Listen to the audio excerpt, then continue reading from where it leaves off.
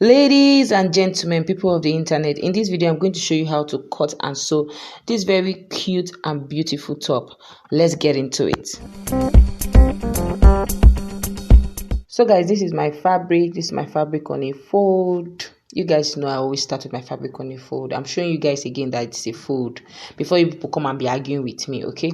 So now I drew my starting line. After drawing my starting line, the next thing I went ahead to do was to mark 17 inches. Now, what I just did here was whatever my shoulder to have under bust measurement is, I added 3 extra inches. Okay, so that's what you do. Whatever your shoulder to under bust measurement is, you add 3 extra inches and you will cut. Okay, that's from your starting line. Okay, so now the next thing I went ahead to do is, this particular piece is for the back part, so I just went ahead to mark out 1.5 inch for my zip allowance. So after marking out 1.5 inch for my zip allowance, I just went ahead to fold it.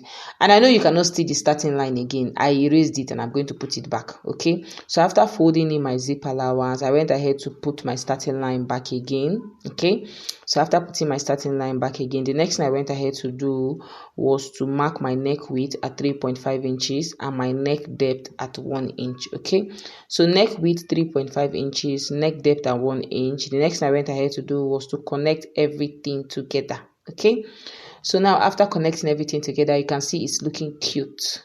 The next thing I went ahead to do was, at the end, I came down by 1 inch. I wanted to come down by 1.5 inch, but I changed my mind and I came down by 1 inch. So 1 inch, 1.5 inch, whatever works for you. Okay, so now after coming down by 1 inch, the next thing I went ahead to do was to slant it to my neck width. Okay, because you guys know our shoulder lines are not straight. So now from that 1 inch mark, I came down by 8.5 inches. Now I'm trying to create my sleeve, okay, because this is a kimono hand. So I came down by 8.5 inches and I drew a straight line.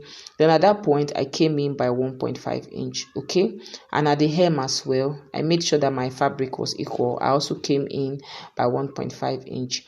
So now after coming in by 1.5 inch, I know you're going to connect it point to point. Okay, so after connecting it point to point, this is what we have here. I just went ahead to curve in a little bit of curve going in there. You guys know how our armhole slides in, so that's what I did there. Okay, so now after doing that, at my neck width, I just extended that line upwards and I added 1/2 inch for my sewing allowance. Okay, I added 1/2 inch for my joining allowance. You guys know that we are going to join the shoulder line, so I added 1/2 inch for my joining allowance. This is why I always have a starting line, so I'll have enough room to put my shoulder, that's my seams for my shoulder. Okay, joining allowance for the shoulder. So after doing all this, the next thing I just went ahead to do was to cut it out. Very simple, very straightforward. There's no plenty talk when it comes to this tutorial. So after cutting it out, this is what we have here. The next thing I went ahead to do was to grab the remaining piece of my fabric. Choose any one you want. I folded it into 2. I grabbed the back part and I just placed it on the folded fabric.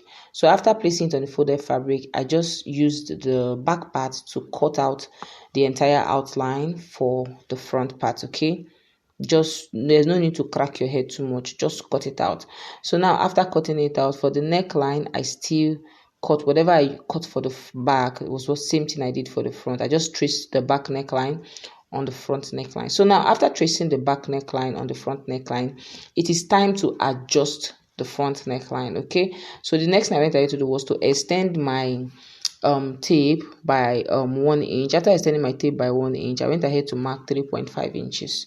Okay, so after marking 3.5 inches, I just went ahead to marry it into the neck width, our initial neck width. I didn't try to extend it or readjust it. I just married it into the neck width. Okay, you can see what I'm doing. That is what you are going to do. Any voice whispering to you to do any other thing, just know that you are about to do the wrong thing. Okay. So after marrying it in, I just went ahead to cut it out, and this is what we have here, ladies and gentlemen. This is what the front part looks like. I know it's looking big. Work with me, like our TikTok people will say.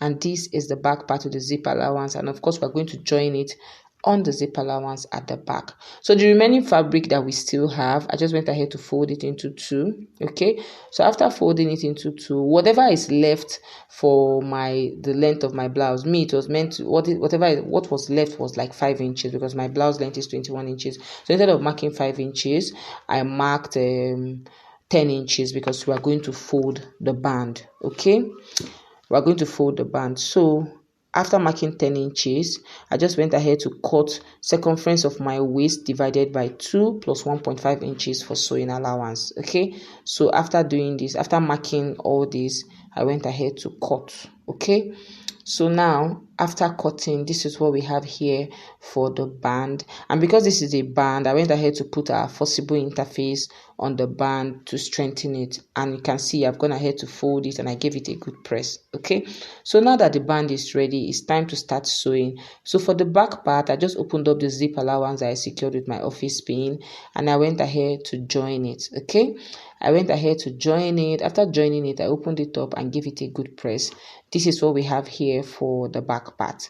So after joining the back part, the next thing I went ahead to do was I flipped it right side facing me. Okay, so the next thing I did was I grabbed my front part, placed it on the back part, and we are going to join it on the shoulder line. Okay, I'm just going to join it on the shoulder line. So I took it over to my sewing machine and I joined it on the shoulder line. And this is me again telling you guys that I'm enjoying my industrial machine, because right now my baby is no longer scared of the sound. So we're good to go. So now for the sleeve, I just went ahead to fold it and I top stitched on it. Okay, there's no plenty turn up or whatever. I just went ahead to fold the sleeve and I top stitch. So that is what you are going to do to yours. But if you want to turn your sleeve area with bias, good and fine. Me, I don't have that time. I just went ahead to fold it, and after folding it, I made sure they were equal, and I just joined the side of this blouse. Very simple, very straightforward. See, you guys, sewing is not difficult. Once you just mind map your process, you cut, follow the process you have mind mapped, except maybe there's a little adjustment here and there.